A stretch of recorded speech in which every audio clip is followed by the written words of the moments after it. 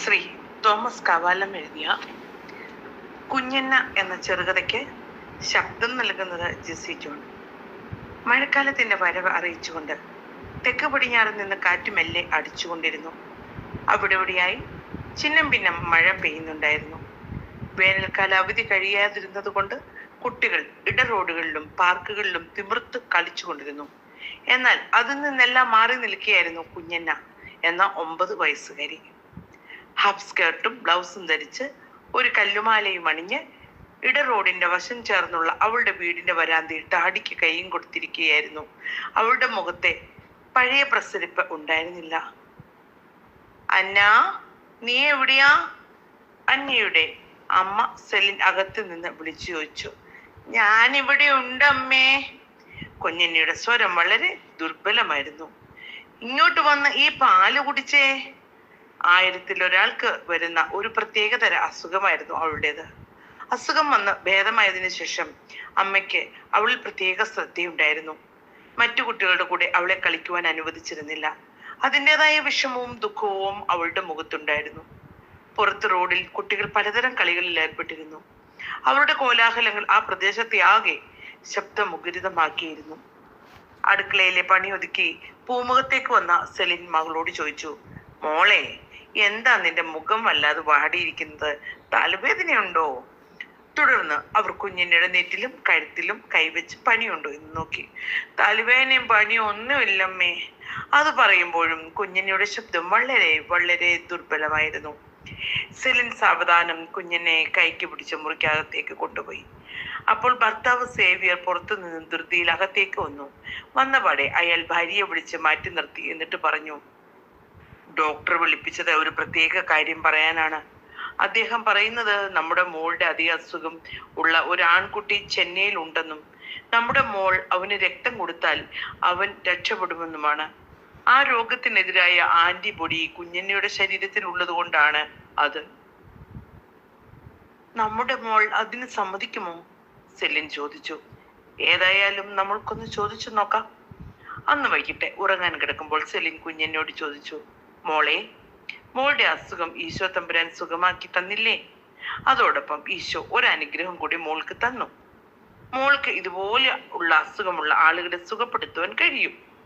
അത് പറയുമ്പോൾ അമ്മയുടെ ചുണ്ടുകൾ വിറയ്ക്കുന്നുണ്ടായിരുന്നു. അതെങ്ങനെ? കുഞ്ഞിനെ വളരെ ആകാംക്ഷയോട് ചോദിച്ചു. മോളുടെ ശരീരത്തിലുള്ള രക്തം ആ കുട്ടിക്ക് കൊടുത്താൽ ആ കുട്ടി രക്ഷപ്പെടും, ജീവിക്കും.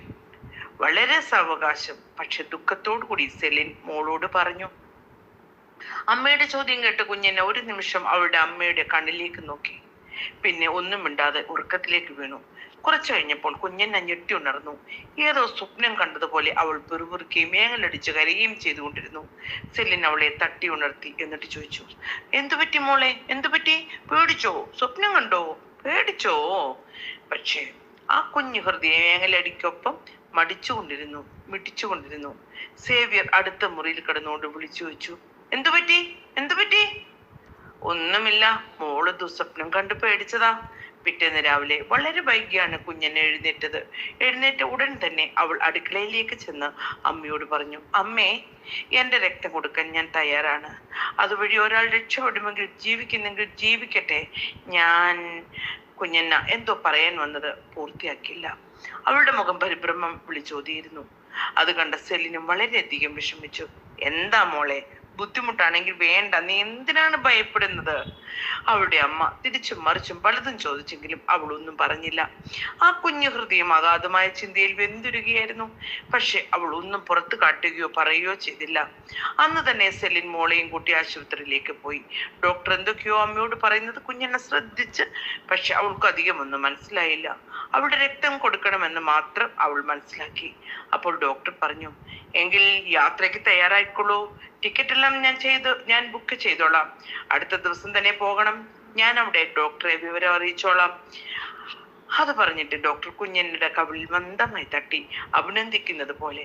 ചെന്നൈയിലെ ആശുപത്രിയിൽ രോഗിയായ കുട്ടിക്കൊപ്പം കുഞ്ഞെന്നെ കിടത്തി രക്തമെടുക്കാൻ തയ്യാറെടുക്കുകയായിരുന്ന നഴ്സിനോട് കുഞ്ഞെന്നെ ചോദിച്ചു, എത്ര സമയം എടുക്കും രക്തം മുഴുവൻ എടുക്കാൻ?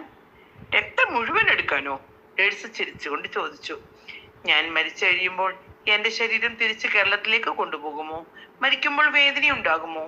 അവൾ അത് ചോദിക്കുമ്പോൾ അവളുടെ മുഖം ഒരു കടലാസ് പോലെ വെളുത്ത് വിളറിയിരുന്നു. ആ മനസ്സിൽ എന്തൊക്കെയോ സംശയങ്ങൾ കാർമേഘം പോലെ ഉരുണ്ടുകൂടുന്നത് നഴ്സ് ശ്രദ്ധിച്ചു. അവർ പെട്ടെന്ന് ഡ്യൂട്ടി ഡോക്ടറെ വിളിച്ചു. ഡോക്ടർ വന്നപ്പോൾ നഴ്സ് കുഞ്ഞനോട് ചോദ്യങ്ങൾ പറഞ്ഞു കൊടുത്തു. ഡോക്ടർ ഉടൻ തന്നെ അടുത്ത് കിടന്ന കസേര കുഞ്ഞനയുടെ ബെഡിനടുത്തേക്ക് വലിച്ചിട്ട് അതിലിരുന്നു. എന്നിട്ട് സാവകാശം പറഞ്ഞു, മോളെ, മോളുടെ കുറച്ച് രക്തം മാത്രമേ എടുക്കൂ. അതെടുത്താലും മോൾ മരിച്ചു പോകില്ല. മോൾ ഏറ്റവും വലിയ ഒരു പുണ്യപ്രവൃത്തിയാണ് ചെയ്യുന്നത്. മോളുടെ രക്തം കൊടുക്കുന്നത് വഴി മറ്റൊരു ജീവൻ രക്ഷിക്കുകയാണ് ചെയ്തത്.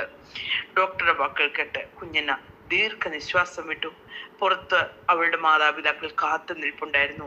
രക്തം കൊടുത്ത് പുറത്തേക്ക് വന്ന കുഞ്ഞന ആകെ സന്തോഷവതിയായിരുന്നു. അവളുടെ മ്ലാനമായ മുഖത്തിന്റെ സ്ഥാനത്ത് സന്തോഷം വിളയാടുന്നത് കണ്ട് മാതാപിതാക്കൾ സന്തോഷിച്ചു. പക്ഷെ അവളുടെ സന്തോഷത്തിന്റെ കാരണം മാതാപിതാക്കൾക്ക് പെട്ടെന്ന് മനസ്സിലായില്ല. സെലിൻ അവളോട് ചോദിച്ചു, എന്താ മോളെ, നീ പാടെ മാറിയിരിക്കുന്നല്ലോ. അകത്തേക്ക് പോയപ്പോൾ നീ എത്ര ടെൻസ്ഡ് ആയിരുന്നു. കുഞ്ഞനെ പറഞ്ഞു, അമ്മേ, ഡോക്ടർ പറഞ്ഞു ഞാൻ മരിക്കില്ലെന്ന്. നോക്കൂ, ഞാൻ മരിച്ചില്ലല്ലോ. മോളുടെ വാക്കുകൾ കേട്ട് സെലിനും സേവിയറും മദ്യമറന്ന് ചിരിച്ചു. സെലിൻ അവളെ വാരിയെടുത്ത് രണ്ട് കവിളിലും മാറി മാറി ഉമ്മ വെച്ചു. മരിച്ചു പോകുമെന്ന് വിചാരിക്കുമ്പോഴും രക്തം കൊടുക്കാൻ തയ്യാറായ കുഞ്ഞെന്നയുടെ മനസ്സിനെ സെലിനും സേവിയറും മനസ്സാ വാഴ്ത്തി. ആകാശത്ത് സൂര്യൻ ഉച്ചസ്ഥായിലായിരുന്നു. വേനൽക്കാലത്തിന്റെ ചൂട് ചെന്നൈയെ പൊള്ളിച്ചുകൊണ്ടിരുന്നു. തൊട്ടടുത്തുള്ള കടലിൽ നിന്നും ചെറിയൊരു കാറ്റ് വീശി എല്ലാവരും സൗന്ദര്യപ്പെടുത്തിക്കൊണ്ടിരുന്നു. ആകാശത്ത് ഉയരത്തിൽ കുറെ പക്ഷികൾ പാറി പറന്നുകൊണ്ടിരുന്നു.